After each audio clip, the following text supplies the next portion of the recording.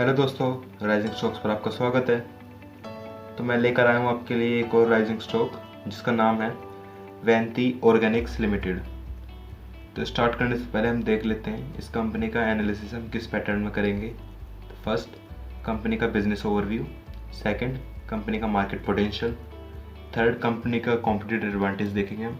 उसके बाद fourth, company का फाइनेंशियल कंडीशन, देन वैल्यूएशन, और उसके बाद हम कंपनी का मैनेजमेंट देखेंगे, देन कंपनी के डिसएडवांटेजेस के बारे में बात करेंगे हम। तो स्टार्ट करते हैं। फर्स्ट, कंपनी का business overview. Vinati organics limited India की केमिकल इंडस्ट्री की एक कंपनी है जो कि integrated B2B business model use करती है। दो तरह के बिजनेस होते हैं, एक तो होते हैं B2B और एक होते हैं B2C। B2B होते हैं बिजनेस टू बिजनेस, जिसमें कंपनी कोई प्रोडक्ट बनाती है और दूसरे बिजनेसेस को सेल करती है, और दूसरे होते हैं B2C, जैसे कंपनी ने कोई प्रोडक्ट बनाया और डायरेक्ट कस्टमर्स पर सेल कर दिया। तो कंपनी B2B बिजनेस में, यानी कि बिजनेस टू बिजनेस, अपने प्रोडक्ट सेल करती है कंपनी। और इंटीग्रेटेड का मतलब मैं आपको आगे समझाऊंगा वीडियो में। तो आगे बात करते हैं। Company speciality Organics intermediates and monomers बनाती है। अगर कंपनी के मेन प्रोडक्ट्स की बात करें जहाँ से कंपनी अपना मैक्सिमम रेवेन्यू जनरेट करती है, तो वो हैं फर्स्ट ATBS, सेकंड है IBB और थर्ड है IB। मैं इन केमिकल्स की फुल फॉर्म नहीं बताऊंगा आपको क्योंकि वो बहुत कॉम्प्लिकेटेड है और मैं इसे और कॉम्प्लिकेटेड नहीं करना चाहता। तो आगे बात करें। ये तीन केमिकल्स कंपनी के मेन रेवेन्यू जनरेटर्स हैं, जिसमें से कंपनी का मोर देन 70% रेवेन्यू सिर्फ ATBS एंड IBB से जनरेट होता है और बाकी का 30% रेवेन्यू IB और अदर केमिकल से आता है। तो आगे बात करें इंडस्ट्रीज़ की जो कंपनी के केमिकल्स यूज़ करती हैं, तो वो हैं water treatment industry, emulsion and paint industry, construction industry, pharmaceutical, agrochemical, mining, paper, leather, oil drilling industry and personal care industries. ये इंडस्ट्रीज़ हैं जहाँ पर कंपनी के केमिकल्स यूज़ होते हैं। इससे आगे बात करें तो कंपनी का 73% रेवेन्यू एक्सपोर्ट से आता है और 27% डोमेस्टिक मार्केट से आता है। तो नेक्स्ट बात करें कंपनी के मार्केट पोटेंशियल की। कंपनी अपने ATBS केमिकल की कैपेसिटी को 26,000 टन पर एनम से इंक्रीज कर 40,000 टन पर एनम कर रही है, क्योंकि कंपनी का जो मेजर कॉम्पिटिटर था ATBS केमिकल के बिजनेस में, यानी कि लुब्रिजोल, जो कि US की एक कंपनी है, वो अब ATBS केमिकल के बिजनेस से निकल चुकी है, जिससे कि कंपनी के पास एकदम से डिमांड बढ़ गई है, जिसे हैंडल करने के लिए कंपनी अब अपने ATBS प्रोडक्ट की कैपेसिटी को एक्सपेंड कर रही है। तो कंपनी एक्सपेक्ट कर रही है कि कंपनी के ATBS केमिकल की वॉल्यूम 25% से ग्रो होगी अगले 2 से 3 ईयर्स तक। तो नेक्स्ट बात करें। 2020 में कंपनी ने न्यू प्रोडक्ट ऐड किया है अपनी प्रोडक्ट पोर्टफोलियो में, जिसका नाम है ब्यूटाइल फिनॉल। इंडिया के अंदर अभी कोई भी इस प्रोडक्ट को मैन्युफैक्चर नहीं करता है। इस टाइम ब्यूटाइल फिनॉल इंडिया में मोस्टली कोरिया और सिंगापुर से इंपोर्ट होता है। लगभग 24,000 और 25,000 ब्यूटाइल फिनॉल इंपोर्ट होता है हर साल। Company approx 37,000 ton per annum manufacture करने की सोच रही है, ताकि कंपनी ब्यूटाइल फिनॉल को एक्सपोर्ट भी कर सके। तो नेक्स्ट बात करें।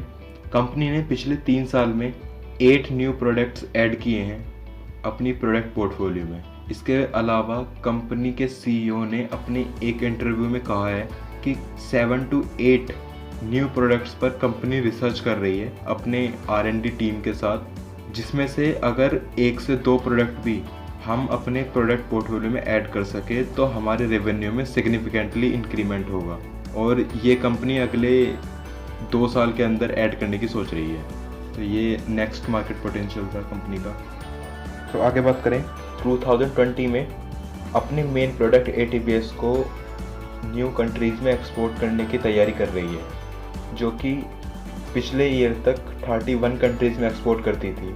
इसीलिए कंपनी ने अपने ATBS प्लांट की कैपेसिटी इंक्रीज़ की है, और इसके अलावा कंपनी अपना न्यू प्रोडक्ट ब्यूटाइल फिनॉल भी मार्केट में लॉन्च करने की तैयारी कर रही है, जो कि कंपनी के मेन प्रोडक्ट ATBS का एक रॉ मटेरियल है। ब्यूटाइल फिनॉल ATBS को बनाने के लिए एक रॉ मटेरियल है जो अब तक कंपनी फॉरेन से एक्सपोर्ट करती थी, लेकिन इस साल से कंपनी ब्यूटाइल फिनॉल को खुद अपने प्लांट्स में मैन्युफैक्चर करेगी, जिससे कंपनी का ATBS केमिकल अब और ज़्यादा प्राइस कॉम्पिटिटिव हो जाएगा और कंपनी अपने ATBS प्रोडक्ट को न्यू कंट्रीज़ की मार्केट में ईजिली प्लेस कर सकेगी। तो आगे बात करें, Indian speciality chemical manufacturer association के प्रेसिडेंट विनय पटेल ने कहा है कि GST, मेक इन इंडिया जैसे इनिशिएटिव्स की वजह से इंडिया के अंदर बिजनेस करना आसान हो गया है, क्योंकि बहुत सारे इनडायरेक्ट टैक्सेस हटा दिए गए हैं और इन इनिशिएटिव्स की वजह से फॉरेन डायरेक्ट इन्वेस्टमेंट 55% से इंक्रीज़ हुआ है और फॉरेन डायरेक्ट इन्वेस्टमेंट इक्विटी 63% से इंक्रीज़ हुई है, जिससे कंपनी को बिजनेस करने के लिए अच्छा एनवायरनमेंट और इंफ्रास्ट्रक्चर मिला है। नेक्स्ट बात करें, department of chemicals and petrochemicals ने बताया है कि इंडिया के अंदर स्पेशलिटी केमिकल्स का कंजप्शन पिछले 5 ईयर्स में 14% से कंपाउंडेड एनुअली ग्रो हुआ है। नेक्स्ट बात करते हैं कंपनी के कॉम्पिटिटिव एडवांटेजेस की। तो कंपनी का जो फर्स्ट कॉम्पिटिटिव एडवांटेज है वो है कंपनी का brand. Company IBB and ATBS में वर्ल्ड की लार्जेस्ट मैन्युफैक्चरर है। इसके अलावा कंपनी के पास IBB एंड ATBS में दोनों के अंदर ही 65% का मार्केट शेयर है ग्लोबली।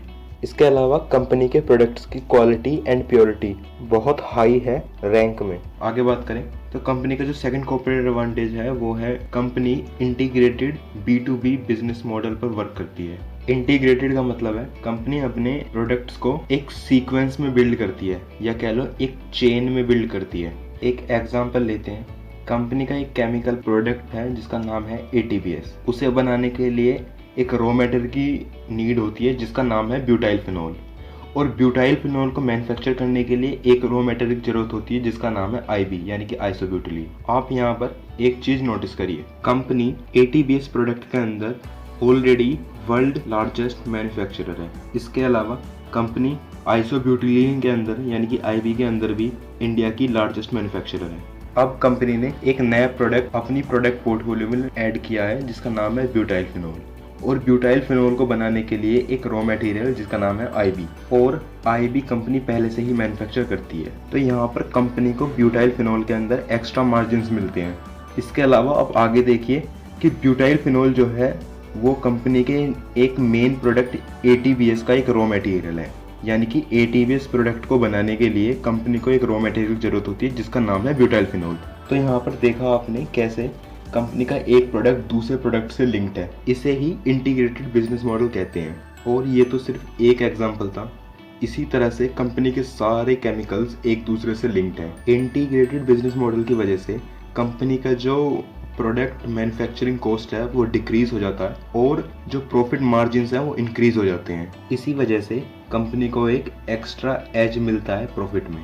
तो नेक्स्ट बात करते हैं, तो जो कंपनी का नेक्स्ट कॉम्पिटिटिव एडवांटेज है वो है कंपनी की प्रोडक्ट चूजिंग टेक्निक। कंपनी न सिर्फ अपने प्रोडक्ट्स को इंटीग्रेटेड मैनर में चूज करती है, बल्कि कंपनी उन्हीं प्रोडक्ट्स को चूज करती है जिनके अंदर कंपटीशन बहुत कम हो या हो ही ना।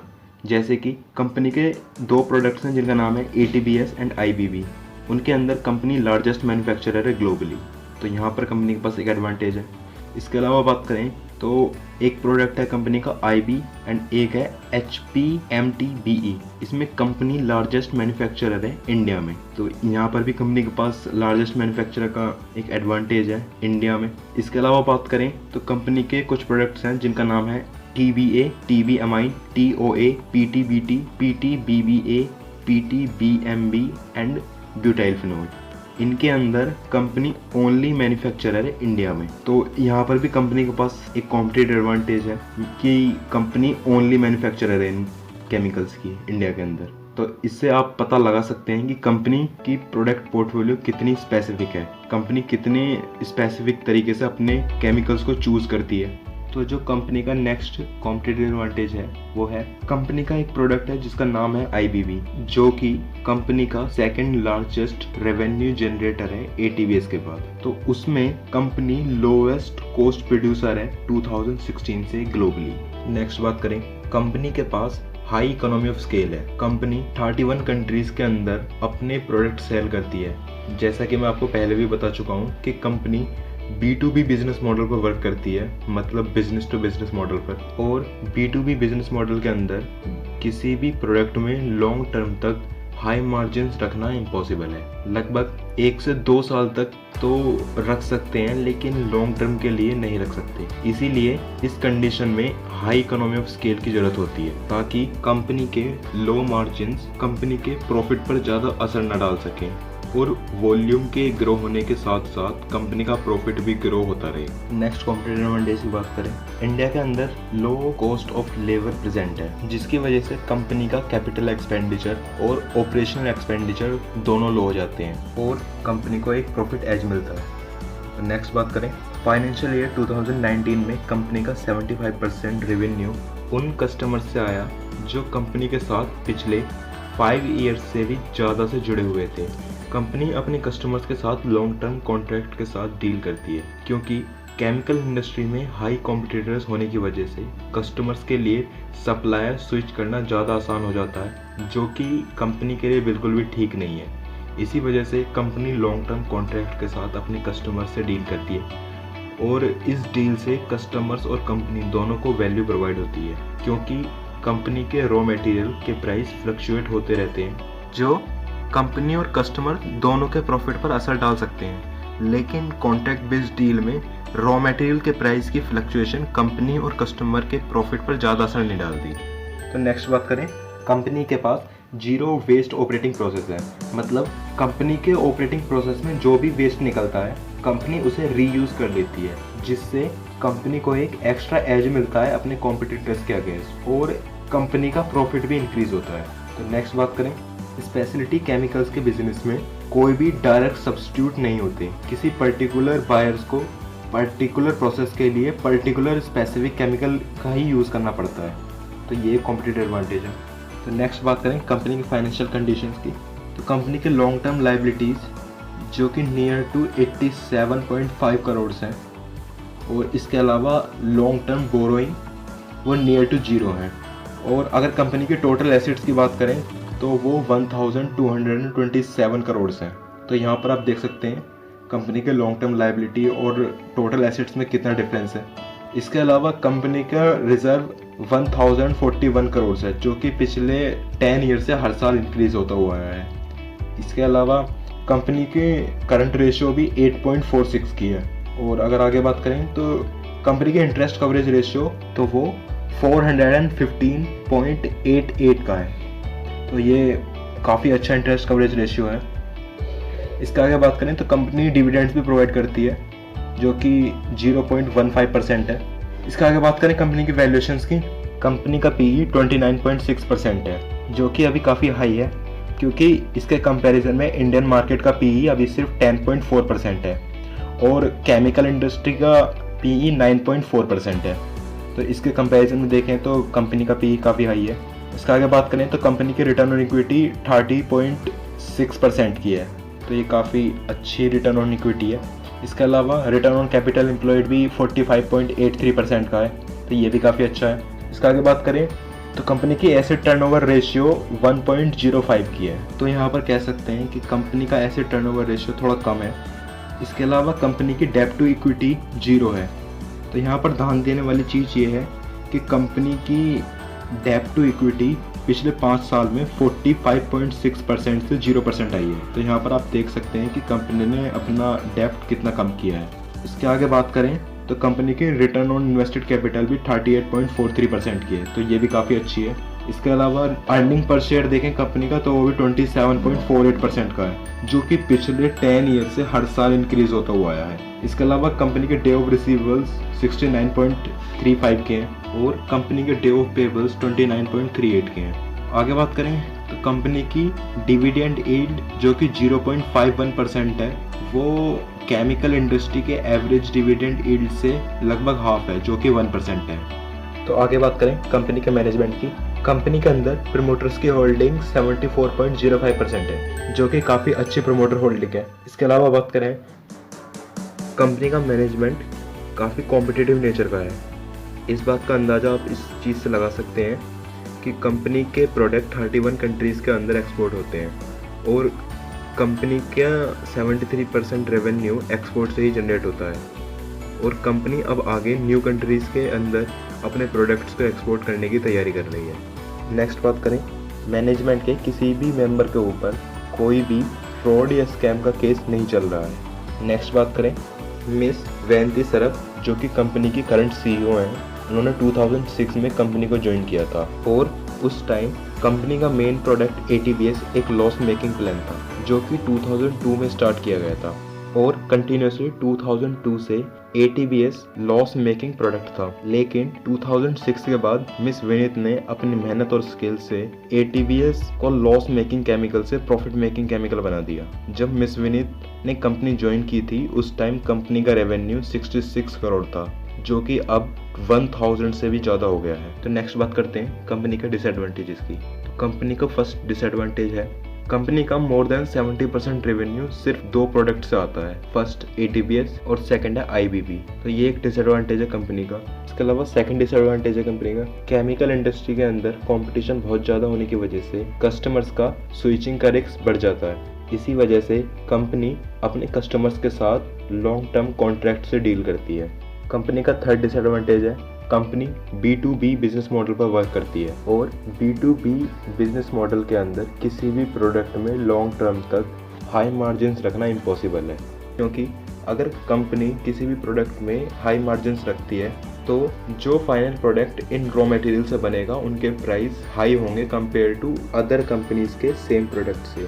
कंपनी का नेक्स्ट डिसएडवांटेज है इंटरेस्ट रेट रिस्क। कंपनी ने अपने शॉर्ट टर्म फंड रिक्वायरमेंट के लिए इंडियन रुपीज़ में फंड बोरो किया हुआ है और अगर इंटरेस्ट रेट 1% से भी इंक्रीज या डिक्रीज हो जाते हैं और बाकी सारे वेरिएबल्स कांस्टेंट रहते हैं तो कंपनी की नेट प्रॉफिट में 3.68 लाख का इंक्रीमेंट या डिक्रीमेंट हो सकता है। तो नेक्स्ट डिसएडवांटेज की बात करें, कंपनी का नेक्स्ट डिसएडवांटेज है फॉरेन करेंसी रिस्क। कंपनी के अधिकतर ट्रांजैक्शंस US डॉलर्स में होते हैं उनके कस्टमर्स के साथ और अगर US डॉलर 1% से भी इंक्रीज या डिक्रीज होते हैं और बाकी सारे वेरिएबल्स कांस्टेंट रहते हैं तो कंपनी की नेट प्रॉफिट में 153.73 लाख का इंक्रीमेंट या डिक्रीमेंट आ सकता है। तो कंपनी का नेक्स्ट डिसएडवांटेज है कंपनी के जो कॉम्पिटिटिव एडवांटेज है वो शॉर्ट टर्म है, नियर टू 3 ईयर्स के हैं। इसके अलावा नेक्स्ट बात करें तो कंपनी का नेक्स्ट डिसएडवांटेज है इंडिया के अंदर लो कॉस्ट लेबर होने की वजह से और हाई परचेज डिमांड होने की वजह से बहुत सारी MNCs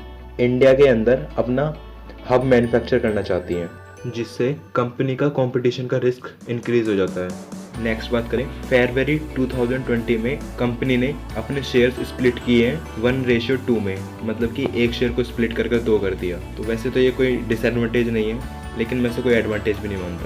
तो थैंक यू दोस्तों, इस वीडियो में सिर्फ इतना ही। और अगर आपको हमारी मेहनत अच्छी लगी हो तो आप इस वीडियो को लाइक कर सकते हैं, शेयर और कमेंट भी कर सकते हैं और आगे ऐसी यूजफुल वीडियो देखने के लिए इस चैनल को सब्सक्राइब कर सकते हैं।